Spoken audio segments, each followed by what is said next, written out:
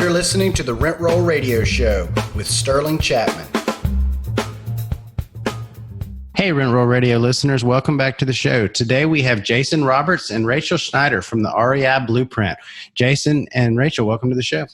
Thanks for having us, man. Thank you. So can you tell our listeners a little bit about what your real estate background is, what you guys are doing now, and just kind of walk us through your story? Yeah, I guess we got kind of a pretty interesting background for how we got into real estate investing. You know, we owned a business prior to being real estate investors, and that business got caught up in the 2007 through 2012 nightmare. We had a multi-million-dollar company. Things were great. And then one day they weren't. Sure. We had, close to 100 employees. Things seemed like they could never, the good could never end. And then one day it was drastically different. And we lost money every month for a couple of years. I lost my own house to foreclosure. I had to file Chapter 7 bankruptcy, had cars repoed, went through a divorce at the same time. So pretty much everything bad that could happen all happened like right at the same time, and left us in a pretty bad, dark place. And I ended up on a whim at a 4-day short sale training, actually, that was free. It was the first and only time the guy that taught this 4-day training had ever done it for free. It was the only reason I was there is because it was free. I couldn't have paid to go. And what we saw was a blueprint to a new business. That was October 2010 was when I went to that event. And that was right in the middle of the market collapse and foreclosures. And we saw it as an opportunity, number one, to help people that were upside down and need to get out from under their assets. And we also saw it as a business opportunity for us to get back on our feet. And that very next year, having never flipped a house ever in our whole life, we flipped 111 houses. We made over a little over $3 million. And that was what we needed to say, hey, this real estate investing thing is pretty cool. We can do something with it. Yeah. $3 million is a good incentive. Yes, it is. It was a good motivator coming from a place of being completely broke and needing to reestablish ourselves for sure. Yeah. So can you tell us, well, first of all, where were you flipping? St. Louis area, surrounding counties, in Missouri. So all in your backyard, projects you could go see yourself.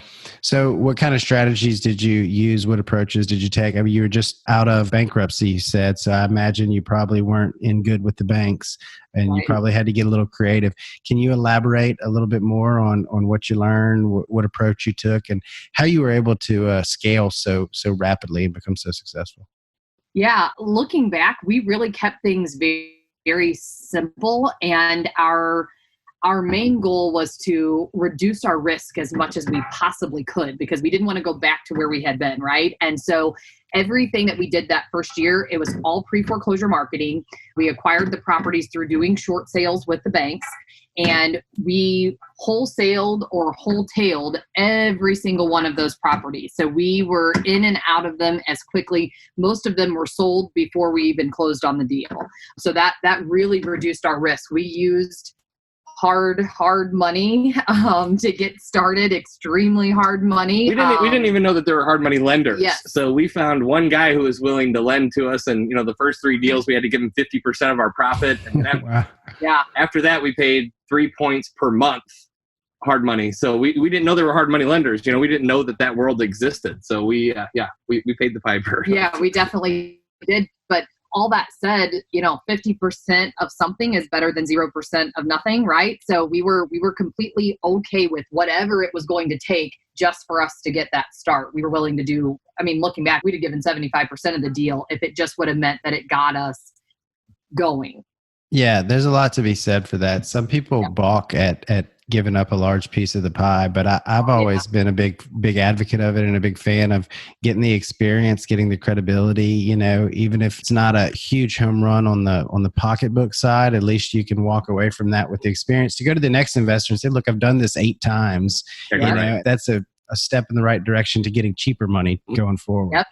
That's exactly what we did. I followed very similar paths where I paid a ton amount for money up front. And then because a lot of the hard money lenders out there wouldn't work with people without experience. So I basically paid for my experience and then started getting cheaper money. So definitely understand that. What type of houses were you flipping? Did you have a particular type of neighborhood, particular price range that you were comfortable with? And why'd you choose that? Really, we were, if you were to evaluate those deals, they were all within our kind of, medium housing numbers, and primarily single family residents. But some of those deals brought us some multi-units. We did a couple of those that first year, but they were foreclosure filings were at such a high. What were we at? 150 filings a day. So we didn't really discriminate. We drew an hour circle around where we're at and said, I don't really want to drive any further than an hour to meet with a homeowner to do a deal. It's outside of our comfort zone, right. So we just kind of drew an hour from where we're at. It was 5 counties and about 100 to 150 foreclosure filings a day at that time. Yeah. So, the only thing we took out were, being so close to such a downtown area, you're always going to have your kind of high crime, we kind of refer to as those war zone areas. We eliminated those zip codes and we marketed to the rest, and we weren't buying and holding anything. So if it wasn't a deal that we wanted to take down year 2 when we actually started rehabbing, then we just wholesaled that off to somebody else that wanted to take that deal down. Awesome. So can you tell us a little bit about your marketing strategy? Were you direct mailing? It sounds like door knocking, getting the seller's attention, and then going out and meeting with them personally. Can you elaborate a little bit more on that process? Yeah. So I think that's kind of what set us apart from our competition. I think, you asked the question earlier, how did you do 111 deals your first year? We didn't have real estate experience, but what we had was business experience, right? And there's so many educators out there that are teaching how to make $1 million in real estate investing, but what they don't teach is how to run a profitable business, how to run a successful business. So everybody gets excited about this idea of making $1 million, but what they aren't taught is, how do I do that while I'm working 40 or 50 hours a week at my full-time job and I'm trying to start this on the side? And, there's all those components and it can be done, but you got to know how to do it. And I think that was a big part of our success is we used the success that we had in building a successful business and we just modeled it over to this. The only thing that changed really was the product, right? So we were, I think, what I would like to say, we learned how to be excellent marketers in our previous business. And we took those ideas and said, how can we bring them into this real estate investing world? Direct mail only has a response rate of 1 to 2. That just didn't sound good to me, we need more than that. Yeah, I mean, we're going to mail 100 letters and one person's going to call, and that doesn't mean we're going to get the deal. It just means they're going to call, and they might say, take me off your list, and what now? Yeah. So we started looking at some really cool things like, how can we reach these people where they're at? And in our previous business, skip tracing was something that was super important. And so we use skip tracing to find alternate phone numbers for these sellers. We found their social media profiles. We found their email addresses. And we started to build marketing campaigns that reached out to people where they were. And everyone else was teaching direct mail. And don't get me wrong, direct mail works to a degree. But man, if I can find these people and send them a Facebook message, if I can shoot them an email, if I can send them a text message or leave them a voicemail or just call them and talk to them, that has such a higher hit rate. And if I can do all those things together consistently in a combined marketing effort, that's how we did, 111 deals in a market where everyone was doing short sales at the time, right? So can you define skip tracing for us and kind of tell how you go about that process? Yeah. So the first and only job that I ever had, really, it was pretty much Rachel's same story too, was at a collection agency. I worked there from the time I was 18 to the time I was 21. And at 21 is when we opened our own business. And at that collection agency, we would get an account from Discover where the debtor, the person who owed the bill, owed $7,000 to Discover card. And my job was to call them and see if they could pay. But I would call the number and it would be disconnected. So now we've got this $7,000 Discover card and no way to get a hold of them. So we sent him off to this department at the company we worked for.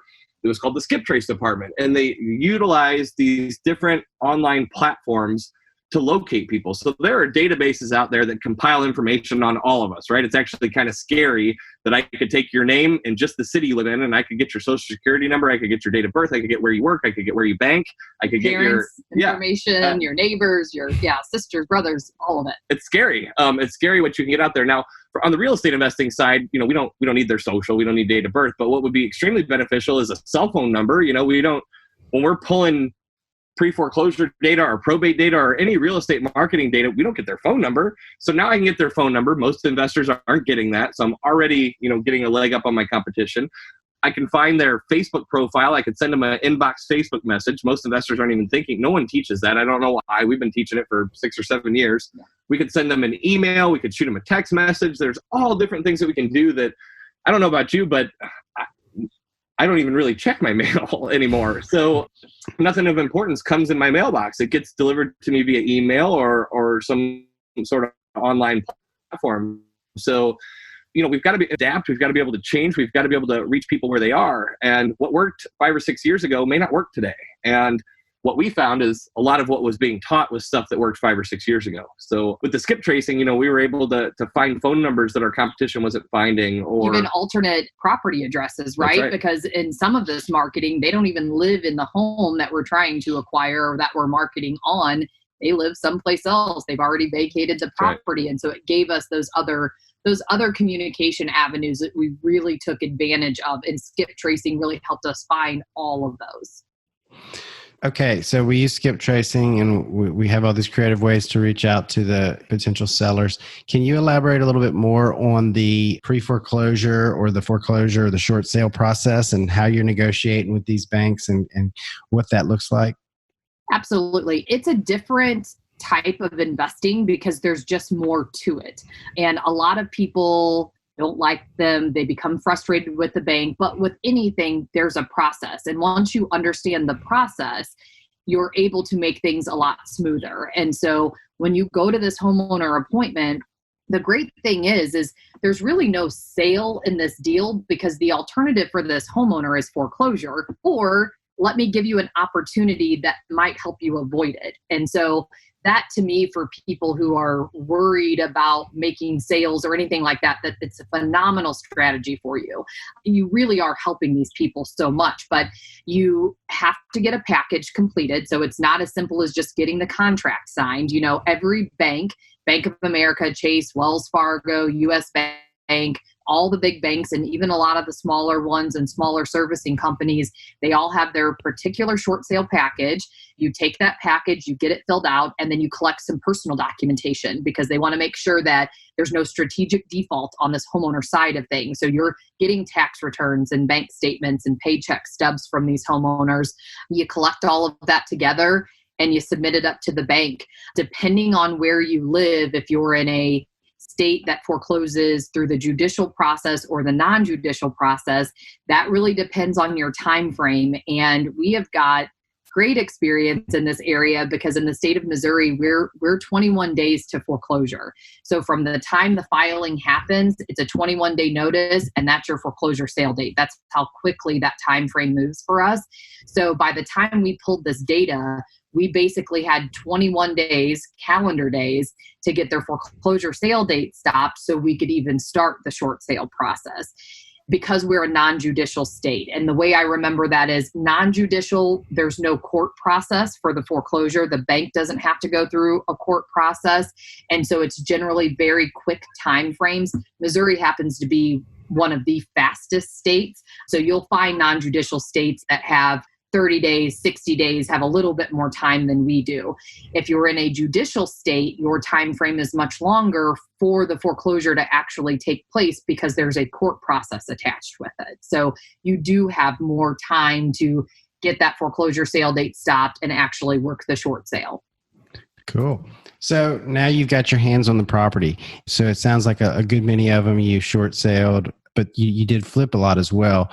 So it doesn't sound like you guys have any background in construction. So how did you approach that, Bear? I came into this with no construction background, and I was so afraid of the properties that maybe were a little bit more beat up. I've gotten more comfortable with them over time, but I'm just curious to see if y'all have any feedback on, what it was like going into a property you had no idea what it took to fix, how you worked with contractors, how you didn't get ripped off by contractors, how you found reliable contractors, or what that process looked like. Good question. That first year, we didn't do a single rehab, not one. We had many opportunities, but it wasn't in our wheelhouse. Yeah, we didn't know how to do it. We didn't, like exactly what you just said. We had no construction experience. We knew nothing about that side of the business. So the first 111, 112, I don't even know what the number was that we did. We bought those houses and resold them as they were. And we had an average profit margin right at $30,000 without even touching them. So it wasn't wasn't a bad gig, but we started to look at that and say, man, that $30,000 margin could be a $60,000 margin if we knew how to do this. So I think we started with just some simple cosmetic rehabs, some carpet paint cabinets. Surely you can't screw that up, right? And we kind of educated ourselves. Like, for instance, it made me very uncomfortable to walk into a home and really have no idea what it would be to replace the flooring or what it would take if we needed to put in new trim, all very cosmetic things. But if that's not your world, you don't have a clue. And I took my personal house and went to the local hardware store. It was Lowe's specifically. And I bid out my whole house as if I was going to be redoing it, right? Because I knew that I could walk into any kitchen out the same size as mine, or this is double the size, or this is half as big. But it started helping me understand what the numbers for material were and what labor was going to cost me also. Got it. Can you guys walk us through your biggest deal, your biggest success story? Wow. We have luckily had multiple six-figure deals, but I think that, probably 10 or 15 of them that we've done that were 100K plus. And we've been doing this for a long time. Yeah, mostly in the short sale space. But I will talk about the first one we did that I remember that we made $100,000 on, which was at a time, by the way, that we were still pretty broke. This was one of the deals in 2011 when we were just coming off of being completely wiped out. And it was a 4-family property, okay? They owed about $400,000 on it. And the rent roll, it was fully occupied, and the rent roll was about $4,000 a month. And it was a short sale. So for those that aren't familiar with St. Louis, probably in any metropolitan area, you can have one street of $500,000 houses and a street or two over, it's boarded up, right? And that was kind of the area that we were in. And, one of the parts of a short sale, which we teach how to do short sales in a 4-day event. So, it's tough to pack it all in here, but long story short, it goes by comparables in the area as how the bank assesses what the property is worth today. It has no bearing on what they owe on it. So the fact that they owe $400,000 on it has no bearing on what we can buy it for. Well, the only two comps that were within the bank's radius were 2 boarded up multifamily houses that had sold for $30,000 to $40,000. So we were able to buy this property for $42,000, $43,000. I don't remember exactly, but it was $42,000, $43,000. We were able to buy this property. Now, anybody that invests in multifamily would say you can buy it for $40,000 and it has a $4,000 a month rent roll. Keep that sucker forever, right? You're back to zero in 10 months. But we didn't need $3,000 a month, $4,000 a month in cash flow. We needed cash. We were broke. And so for us, it made more sense to throw that sucker on the market and sell it. And we put it up for, I think, 160, right at 159.9, I think is what we listed it for. It sold instantly. Why wouldn't it, right? Even at $160,000, that's a crazy good rent, buy and hold deal for somebody. Right. So that was one of the cooler, more fun kind of stories because it was at a place where $100,000 in cash meant the world to us. It meant some sort of normal coming back to our life. It meant we could invest in our business a little bit. And I think we see people do this in real estate investing, that they enter and exit out of the deal for what they think is best for the deal. And a lot of times it needs to be what your personal situation is. There are people that would look at that business model that we ran that first year and say, you guys were crazy. You left so much money on the table. I'm cringing that you didn't sell it for $400. Yeah. Yes.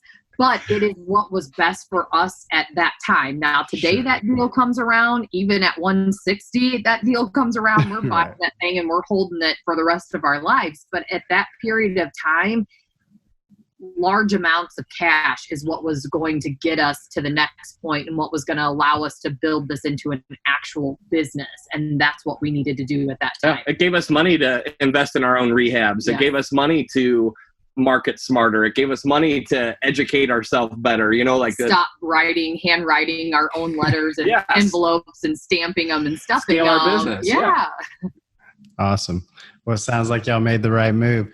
How about, do y'all have a deal for us that you lost money on that didn't work out? Something that went terribly awry? That would have been one of your deals that you brought to us, I think. You see, she's not going to take ownership in that. No, that's all you. And in all fairness, she is the detail one. She is the protector, and she said not to do this deal. But this was I sometimes don't like telling the story without the context, because for newbie investors, they get scared. And this was a lightning strike incident. This does not happen. I've never met any. I mean, we coach some of the top investors in the country. We speak together all around the country. I've never heard of this happening to anybody else. I share that because I don't want to freak out a newer listener that this is something normal. But we had started to make some money, and there was an opportunity to buy a house at the auction for $575,000, which in St. Louis is a super, that's 2 to 3 times the median. And we determined the after repair value to be right around $1 million. So it had some huge upside. We were scared. It was risky. We were borrowing hard money. And at the time, like I told you, we were paying 3 points per month. So it was about $16,000 a month in hard money interest payments. So it was a little nerve wracking, but there was $200,000 to $300,000 in profit on the table. Easy, right? So we go to the auction and buy the property. And we had tried to work it on a short sale prior to it going to auction, but the seller wanted no part of it. I'm not going to get foreclosed on. He was kind of a big shot. He was friends with the owner of PNC Bank, so he said, and it's never going to go to foreclosure sale. I haven't paid a payment in 4 years. They're never going to foreclose on me. And so he kind of shooed us out of his house. And we told him, look, man, we're going to buy it at the auction if you don't work with us, and we don't want to do it, but if it comes up on the auction block, we're going to bid on it. And sure enough, it came up on the auction block, and we bought it. We immediately drove to his house and said, hey, we'll pay you. We'll pay for your movers. Like we don't want, we knew we had plenty of profit on the table. And the guy refused it. He refused to leave. And so we filed for eviction against him. He hired an attorney. He postponed it. He drugged this thing out. Long story short, we finally got him out of the house. We did the rehab. We put, probably close to $100,000 in the rehab. So we're in it for $675,000. And we put it up on the market right at $1 million. We had over 100 people through our open house. Very first day we put it on the market. We got a full price $1 million cash contract. We're all excited. We're going to make a couple $100,000. This is awesome. Biggest deal we ever did. And that guy files a lawsuit 2 days before closing against us and keeps us jammed up in court for over a year. And this is why the legal process, he shouldn't have been able to do it. He wasn't right. We bought it from the courthouse steps. We bought it from the county foreclosure auction. You know what I mean? He has no claim, but that's not how our court systems work. You can sue anybody for anything, whether you're right or wrong. And that's what he did. And so, of course, our days on market went to over a year. The buyer bailed after a month or two, and we ended up selling the property for basically what we had into it. But what we didn't get back was a year and a half worth of hard money. We lost about $200,000, which out of 400 or 500 house flips we've done at this point, that was really the only house that we've ever lost money on. Oh, wow.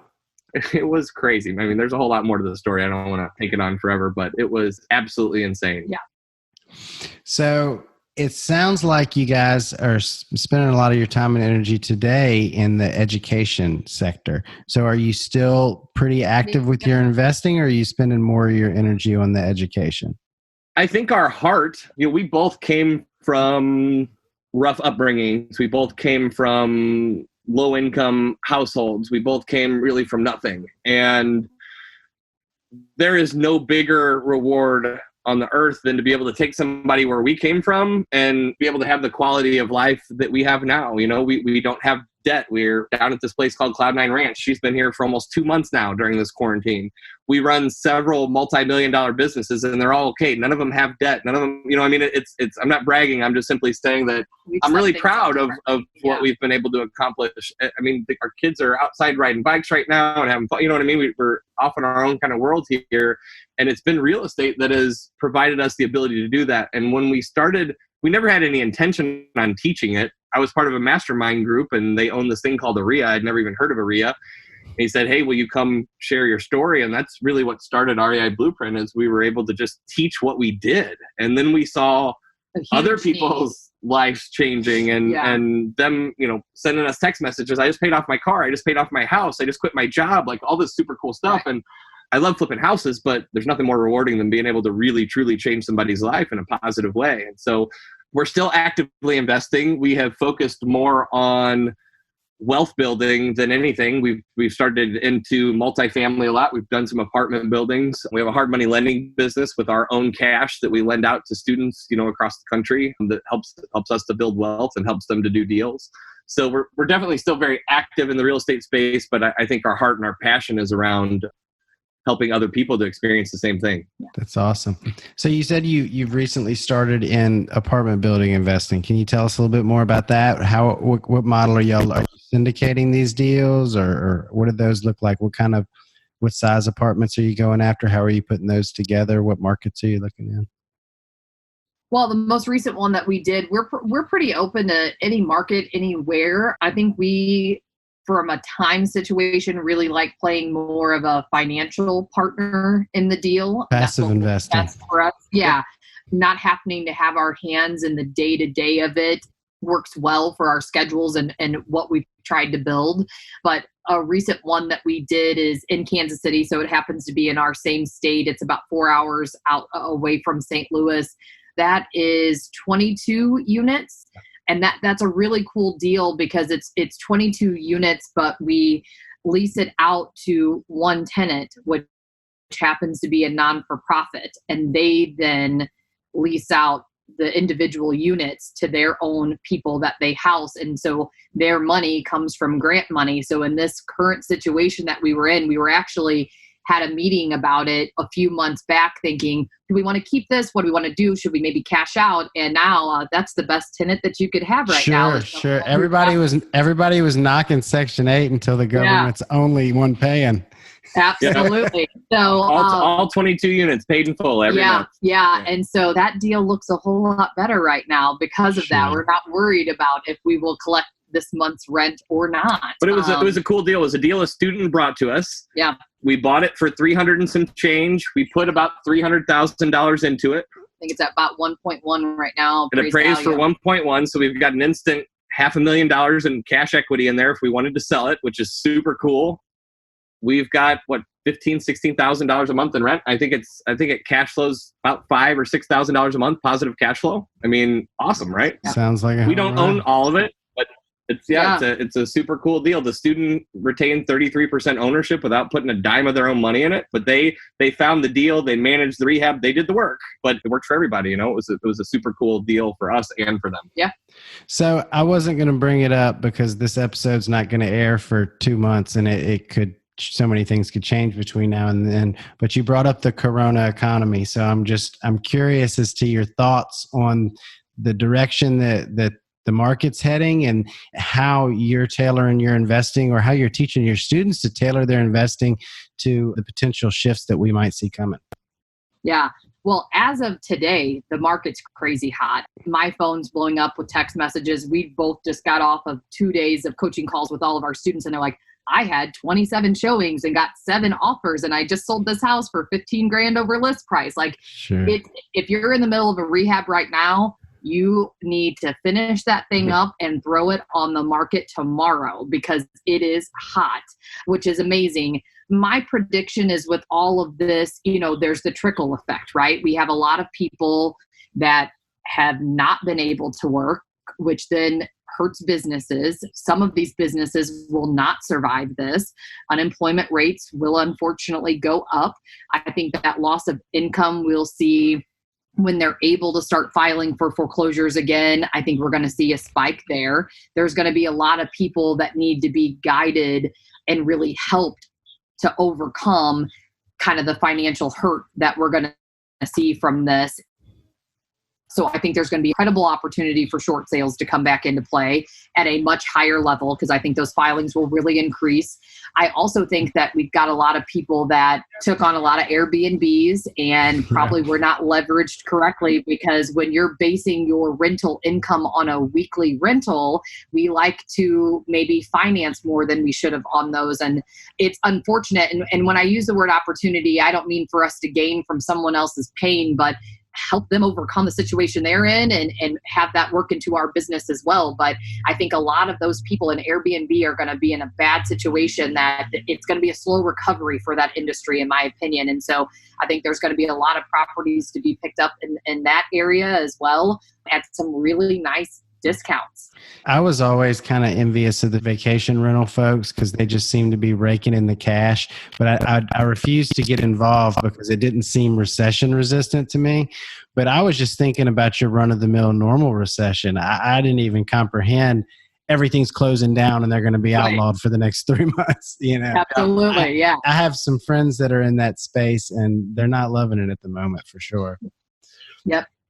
So do you have anything else you want to share with our listeners before we hop into our radio round real quick?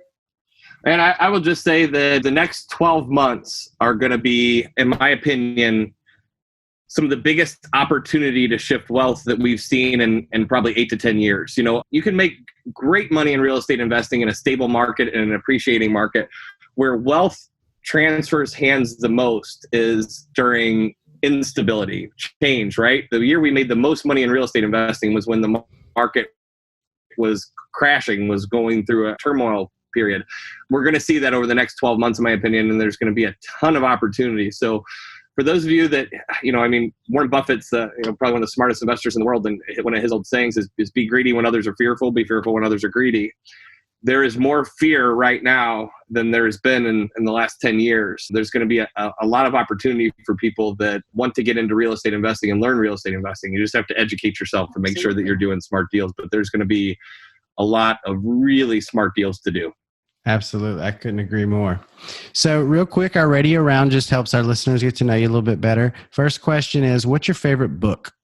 Man, the one that I went through again recently, I don't even know if it's a book, it's more of like an audio training, but it was Tony Robbins called Mastering Influence that I thought was really, really good. We're all salespeople, whether you believe it or not. I mean, you're meeting with a seller, you're interacting, and learn how to just psychologically have that conversation, I think is super important. So I would say Mastering Influence. Yeah. For me, I'd say 10X is one that I always revisit. I'm a very vision goal oriented person, and it helps me just make sure, am I playing here or am I playing here? Where I really want to be at. So I love that push that I even get that just in the energy of his voice. I'm not subscribe to everything that he teaches, but there's amazing nuggets in what you want is what comes to you. Yeah, Grant's crazy with the motivation, but you can't buy into everything because he'll tell you not to buy a single family house. Absolutely. Yeah. He'll tell you to work every day of your life, and I don't like that. So what is y'all's favorite quote? Man, for me, if I can't, I must. That has been something that has served me so well. Everybody that's listening out there, if you don't have what you want in your life, it's because you're staying too much in your comfort zone too much of the time.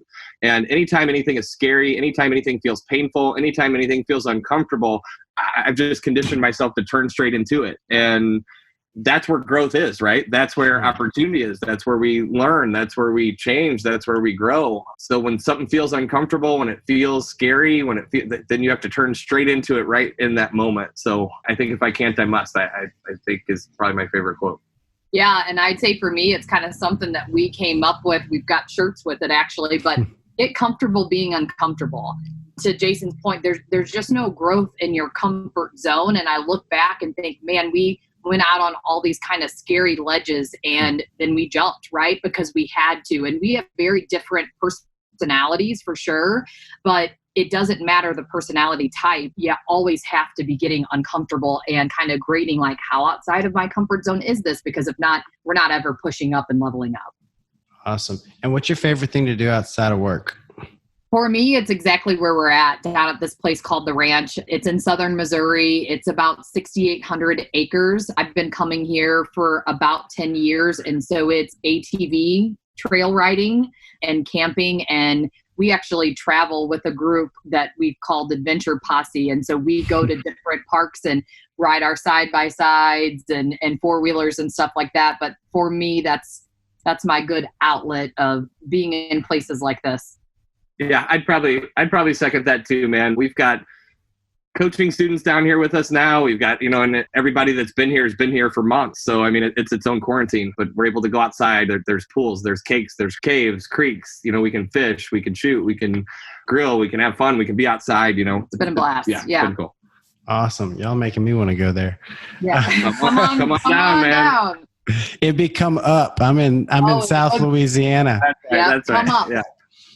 So where can our listeners find out more about you? How can they find out about your coaching program? How can they learn about you? It sounds like you guys have a tremendous amount to give, and I'm sure some of our listeners would love to hook up.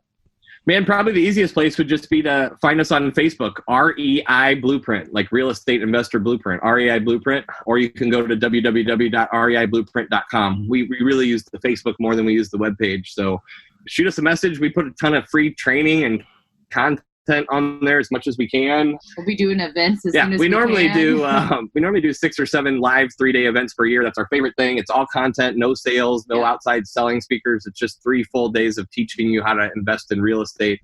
We're doing some virtual events now. Yeah, we've been doing. We just did a virtual short sale training that we were kind of dreading doing because we love the live part, but it actually went awesome. Yeah. Everybody loved it. It was through Zoom, so yeah, we'd love to help in any way we can. Awesome. Well, Jason, Rachel, thank you so much for joining the show today. I learned a ton, and I'm sure our listeners will too. I look forward to connecting with y'all and keeping up in the future. Thanks for tuning in to the Rent Roll Radio Show, brought to you by Crestworth Capital. We hope you enjoyed the show, and if you did, please hit the subscribe button and leave us a rating and review. You can also visit us at crestworthcapital.com or rentrollradio.com, or follow us on Facebook at Rentroll Radio or at Crestworth Capital. If you would like to reach us, feel free to shoot us an email at info@rentrollradio.com or sterling@crestworthcapital.com. We hope you come back next week to join us on some more of our journey. Until then, happy investing.